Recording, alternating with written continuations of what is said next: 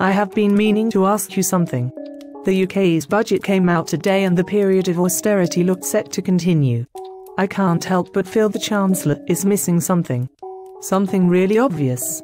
Don't worry, after the next election George Osborne promises to start cutting schools and hospitals too. No, there is something else. Something that never gets used, costs a fortune, yet inexplicably never gets mentioned come deficit slashing time. Like what? That giant floating thing. It's grey, kind of ominous looking, and partially submerged by the Atlantic. Oh that's just Trident, our independent deterrent. Our ultimate insurance policy. That sounds good. But what is it? It's our submarine-based intercontinental nuclear missile system. It deters our enemies and keeps us safe. So it's a weapon of mass destruction? How much does it cost? Well, Panda, you must remember it's very cheap compared to France's system.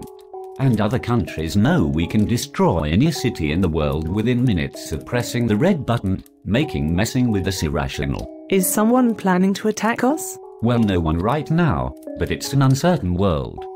For instance, North Korea has nuclear weapons. And, of course, you never know with the Russians.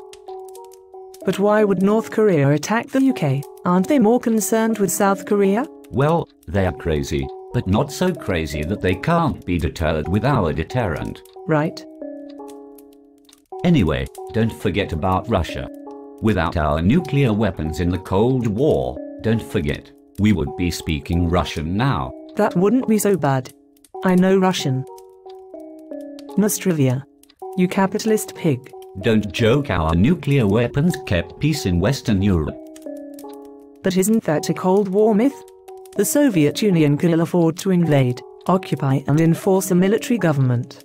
It is not like occupying a country has been a very profitable endeavor for anyone recently. Well, Panda, prudent states always prepare for the worst. Just look at Vietnam, Afghanistan, Iraq. I think I would rather be occupied than exchange nuclear weapons and suffer apocalypse. But Panda, it's not invasion we are worried about. It's nuclear blackmail. Without nuclear weapons they could threaten our survival with impunity. But what would they ask for in return? All the gold in the Bank of England? I am afraid there is not much left. Gordon Brown sold most of it in 2007. Also, if not having nuclear weapons leaves a country open to nuclear blackmail, why haven't the Russians taken all of Germany's Mercedes? Aha, because of the NATO nuclear umbrella, of which the UK is a valuable component. So let me get this straight. Russia, North Korea or any other nuclear weapon state don't blackmail Germany or anyone else because they think that the UK will retaliate on the victims' behalf? Well, not exactly.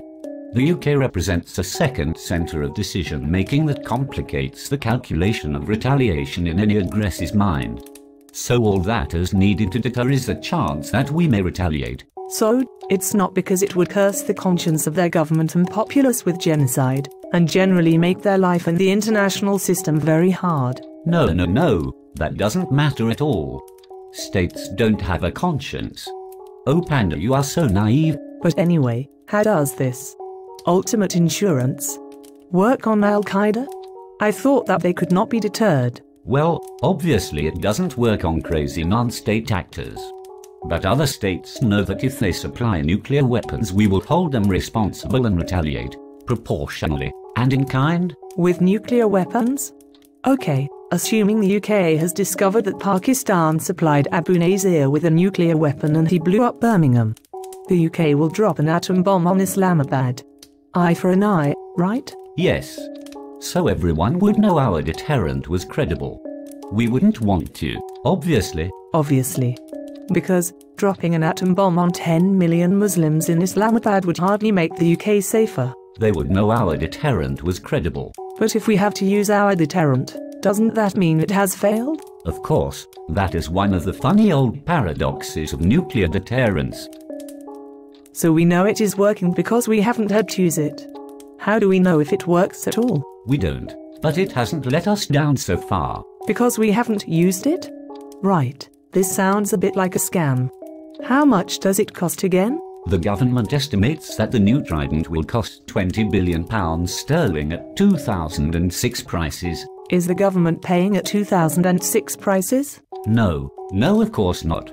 Well, a cross-party study estimates the capital outlay to be roughly 30 billion at today's prices. Capital outlay? What other costs are there? Running costs are estimated to be about 2.1 billion sterling per annum. Hey, that's about the same per year as the UK spends on higher education. So what is the real total cost, Bear? Well, it lasts 30 years, and so including the capital outlay it comes to about 80 billion. So about 80 hospitals worth of weapons of mass destruction? Isn't that rather a lot of money in austerity Britain? Yes, I suppose so, but like I explained, it keeps us safe.